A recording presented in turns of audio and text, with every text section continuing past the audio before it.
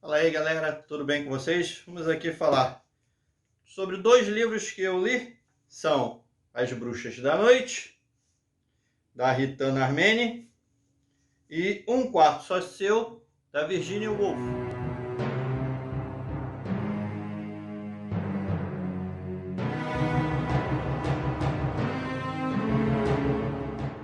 Por que fazer essa resenha deles dois juntos? Porque tem muito a ver uma coisa com a outra, porque são dois livros que falam sobre mulheres, sobre feminismo, não deixa de ser. Então vamos começar pelo da Virginia Woolf, que foi até o primeiro que eu li. Esse livro aqui, a Virginia Woolf, ela vai falar sobre o papel da mulher na literatura inglesa, tá?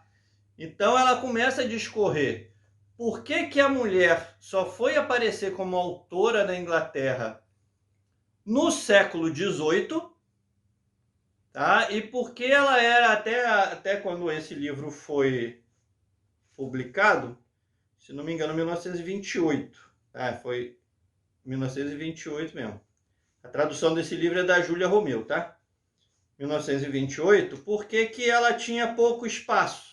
Então, aqui ela vai dizer que antes a mulher, ela era praticamente uma cuidadora do lar, ela não tinha voz nem dentro da própria casa. Então, como é que a mulher ia ser uma autora, ia poder se expressar se ela não podia falar nada, a opinião dela não era considerada nem dentro da própria casa?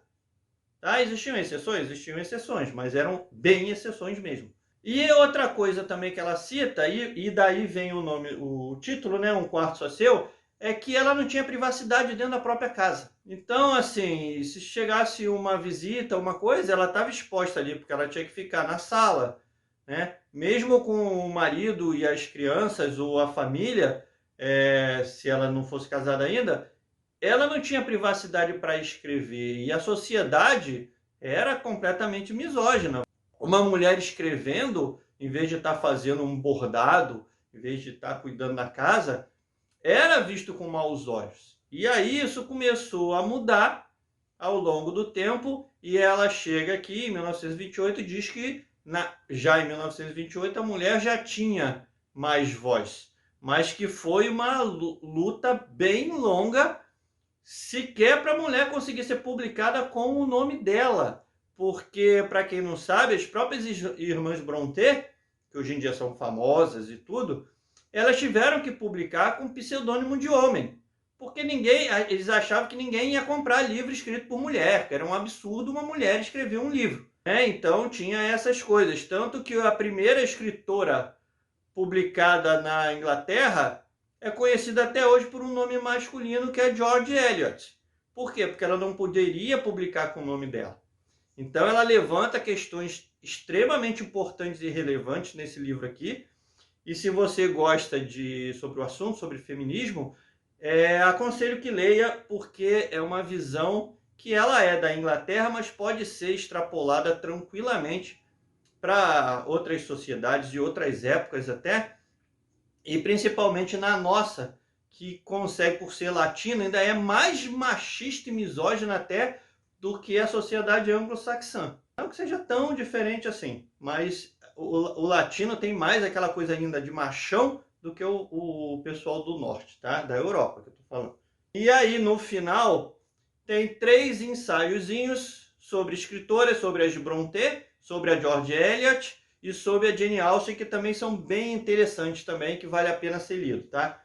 Um livrinho que veio na caixa do Clube F, que é um clube de assinatura da Bazar do Tempo, que me foi recomendado pela Letícia, do Lei de Licor, e que eu estou gostando bastante. Esse foi o primeiro que foi lançado, tá? Vai vir a 4ª caixa agora. Se vocês se interessarem, dá uma procurada lá, ou no site do Bazar do Tempo, ou só colocar Clube F no Google, alguma coisa assim, que vocês vão achar, e que vale muito a pena, porque é só livro interessante, tá, gente? Aí vou passar para a segunda leitura, que foi As Bruxas da Noite, tá? Da Ritana Armeni. Esse livro aqui, ele vai falar sobre um esquadrão, o 588º Esquadrão aéreo de bombardeio, regimento, né? Não esquadrão, regimento aéreo de bombardeio, que era formado exclusivamente por mulheres na União Soviética da Segunda Guerra Mundial. Ele foi formado em 1941, com a eclosão da invasão, né, da Operação Barbarossa, que foi a invasão da União Soviética pelas tropas alemãs. E elas eram, lógico, muito mal vistas, tá? E esse esquadrão, o 588, ele tinha a característica, ele usava uns aviões muito velhos, biplanos de 1928. Olha a coincidência, né? O livro que eu falei antes de 1928, os aviões que as mulheres desse aqui pilotavam de 1928. Que eram já completamente obsoletos, eram de lona e madeira, né? Bem frágeis, com a velocidade máxima de... não chegava nem a 350 km por hora, muito abaixo dos aviões que já eram usados na Segunda Guerra Mundial pela própria União Soviética, né? E elas, no começo, elas eram muito mal vistas. E aí, como é que elas faziam? Eram aviões que no começo elas tinham que carregar a bomba dentro do avião, jogar na mão a bomba, tá? Elas carregavam ou no colo ou no pé as bombas. Aí uma das mecânicas resolveu o problema colocando uma caixa presa embaixo do avião com uma cordinha para eles puxarem, abrirem a caixa e soltarem as bombas, para vocês verem. E como é que elas faziam? Elas voavam, eram sempre duas, né? A piloto e a navegadora. Quando elas estavam chegando perto do alvo, elas desligavam os motores, tá? Eram aviões leves, bastante manobráveis, né? Biplano normalmente é muito mais manobrável do que monoplano. E biplano, para quem não sabe, são aqueles aviões que têm duas asas, uma em cima da outra, que vocês veem em filme da Primeira Guerra Mundial. Aqueles aviões que elas pilotavam, tá? Com um motor um pouquinho melhor, que já era de 28. E aí desligavam e bombardeavam as posições alemãs com o motor desligado sempre durante a noite. E aí não dava tempo da artilharia antiaérea ver de onde estava vindo o avião, porque elas bombardeavam, aí ligavam o motor e iam embora. Tá? Só que aí as que vinham atrás, os alemães já estavam mais espertos, então era extremamente perigoso. Como elas agiam à noite, era mais difícil para os caças alemães abaterem esses aviões, porque eles eram, por exemplo, a velocidade dos aviões era muito mais baixa, dos aviões deles, que era o Polikarpov, era muito mais baixa do que a velocidade mínima dos aviões de caça alemão. Então elas davam uma diminuidinha assim, o avião alemão ia passar direto por elas, assim, o avião biplano é muito mais manobrável, era menorzinho, e elas conseguiam se safar. Não que elas não tivessem aviões derrubados, tanto pela artilharia antiaérea quanto pela aviação de caça alemã, tiveram. Tá? E aí os alemães começaram a chamá-las de bruxas da noite, porque eles não sabiam direito de onde vinham as bombas, até eles acharem um avião derrubado com o corpo das duas mulheres lá. E aí eles viram que eram mulheres, ficaram abismados, lógico, né? Duas mulheres bombardeando a gente. E aí começaram a chamá-las de bruxas da noite. E aí, o que aconteceu? Elas foram condecoradas e tudo, só que elas foram meio esquecidas no churrasco. Tanto que no Museu da Guerra lá da Rússia, você tem uma estantezinha dizendo na parte da Segunda Guerra Mundial, falando que aquele ali era o Esquadrão 588, e não tem nem menção no museu de que aquele esquadrão era completamente formado por mulheres, completamente mesmo, gente. Piloto, navegadora, mecânicas, oficiais de voo, instrutoras, todas eram mulheres, tá? Todas eram mulheres. É um fato que quase ninguém conhece. Então, uma história bem interessante. Esse livro aqui em si, ele tem dois probleminhas, tá? Ele foi escrito por uma italiana, daquelas socialistas bem dogmáticas, tá? Vocês estão falando, quem está falando isso não é um cara de direita, tá? Porque eu sou do Partido Comunista Brasileiro até hoje, tá? Só que ela deixa isso influenciar na opinião. Então ela passa pano bonito pro Stalin aqui nesse livro, gente. E o Exército Vermelho, ele cometeu atrocidades quase tão grandes quanto os alemães. Não tem que passar pano não, gente.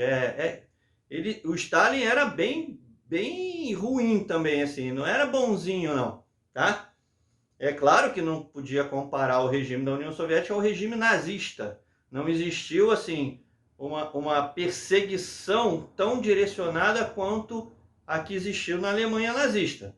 Mas o Stalin perseguia os inimigos políticos dele, todo mundo perseguido, tanto que uma das coisas mais temidas durante a guerra eram os comissários políticos, que eram as pessoas do partido dentro das unidades militares que podia mandar prender até o general lá, se eles achassem que o general estava falando contra o partido.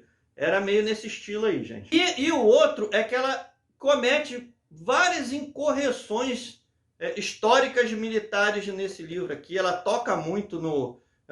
que a Batalha de Stalingrado foi muito importante, a guerra mudou com a Batalha de Stalingrado. A Batalha de Stalingrado serviu para matar gente. Estrategicamente serviu para porcaria nenhuma. Tá? Só o tanto o Stalin quanto o Hitler se fixaram ali, mataram milhões de pessoas ali na Stalingrado, só porque ela se chamava Stalingrado, cidade de Stalin. Só por isso. Estrategicamente, não tinha nada ali que dissesse assim, nossa, a gente tem que conquistar essa cidade aqui para ganhar a guerra. Não, foi uma batalha, o alemão poderia ter contornado, o russo poderia ter deixado a cidade para lá, mas era a cidade de Stalin, então tinham que lutar por aquela cidade ali, porque era um símbolo.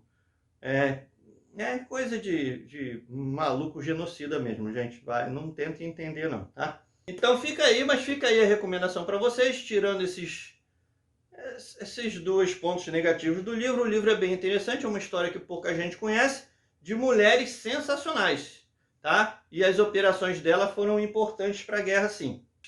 Essas duas recomendações de leitura para vocês, para quem gosta de uma pegada mais feminista, assim, tá bom? Então fica todo mundo bem aí. Até o próximo vídeo. Se inscreva no canal se não é inscrito ainda. Deixa aí aquele seu joinha que ajuda bastante mesmo o canal. Vamos fazer o canal crescer aí, gente. Dá uma força pra gente aí. Tá? Comente aí embaixo se você gosta desse tipo de leitura, que já é uma leitura não ficcional. Ou se você só lê ficção mesmo, também não tem nada de errado. Diga aí se você quer mais resenhas desse tipo aí. Se vocês querem que eu obrigue a Sara a ler livro de não ficção também. Ela gosta de história, gente. É que ela está sempre lendo romance, ela não consegue ler os livros de não ficção. É mais difícil para ela, porque ela trabalha pra caramba também, né, gente? Mas deixa aí seu comentário. Compartilhe esse vídeo aí com seus amigos que gostam, com suas amigas que gostam desse tipo de literatura, para ajudar sempre a gente a crescer. Então fica todo mundo bem aí, até o próximo vídeo do canal.